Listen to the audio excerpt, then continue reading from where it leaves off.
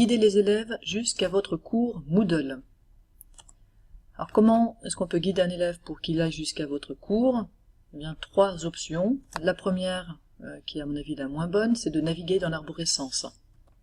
Alors indiquez à votre élève comment se rendre sur la page d'accueil de Moodle, puis proposez-lui de naviguer ici dans le répertoire des cours. Alors ça suppose que vous connaissiez l'arborescence et le chemin qui amène jusqu'à votre cours, donc par exemple service école média, formation continue, et puis on veut apprendre Moodle avec Moodle.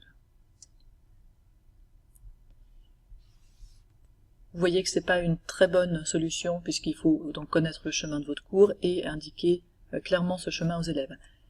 Meilleure solution, c'est d'utiliser la zone de recherche. Donc dans la zone de recherche, si je sais que mon cours s'appelle Apprendre Moodle avec Moodle, je cherche par exemple Apprendre Moodle et je retrouve mon cours Apprendre Moodle avec Moodle. Donc ça marche assez bien. Remarquez qu'il faut que vous donniez un mot de passe, un mot-clé de recherche assez précis à vos élèves. Si par exemple je cherche juste Moodle, j'ai beaucoup de solutions. Et donc là il va falloir que j'aille chercher là-dedans, ça va pas être très commode. La dernière solution me paraît la meilleure, c'est de donner directement une URL aux élèves. Ça permet de ne pas avoir à donner d'abord l'URL pour qu'ils aillent sur Deep Moodle et sur la page d'accueil de Deep Moodle, puis ensuite toute une procédure. Vous donnez directement une URL, les élèves y vont et ils sont sur le cours.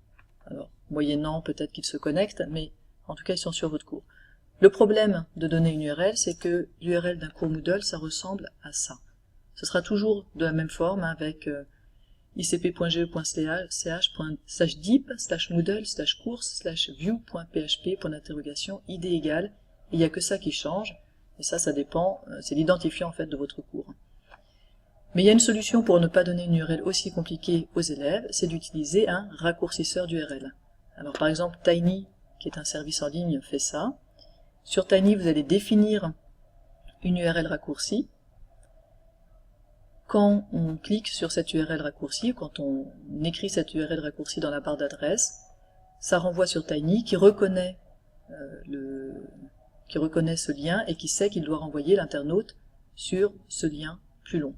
Donc faisons l'essai ici. Si vous donnez à vos élèves tiny.cc/adistance comme adresse, tiny.cc/adistance, ce qui là est tout à fait raisonnable, il y avait assez peu de risque d'erreur. Vous voyez que j'ai été renvoyé directement vers le cours 1171. Alors comment vous pouvez fournir ce type d'URL aux élèves? Ça va être très simple. Allez sur la page d'accueil de votre cours. Donc par exemple, ici je clique, ici pour être sûr d'être sur la page d'accueil de mon cours, et je dois avoir une adresse qui ressemble à course/view.php, etc. comme je vous l'ai indiqué tout à l'heure. Je clique dans la barre d'adresse, clic droit, copier, et mon URL est copiée. Je vais ouvrir un nouvel onglet, et puis faire tiny.cc. Tiny.cc, c'est un des services de raccourcisseur d'URL, il y en a plein d'autres. J'aime bien celui-là, mais vous pouvez en utiliser évidemment d'autres. Et là, je vais mettre CTRL-V, ou clic droit, coller. Et là, je mets donc ma longue adresse.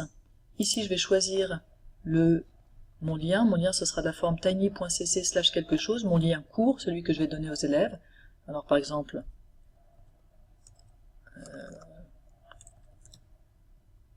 on va mettre F-Moodle comme formation Moodle, et je clique sur Tiny, qui va créer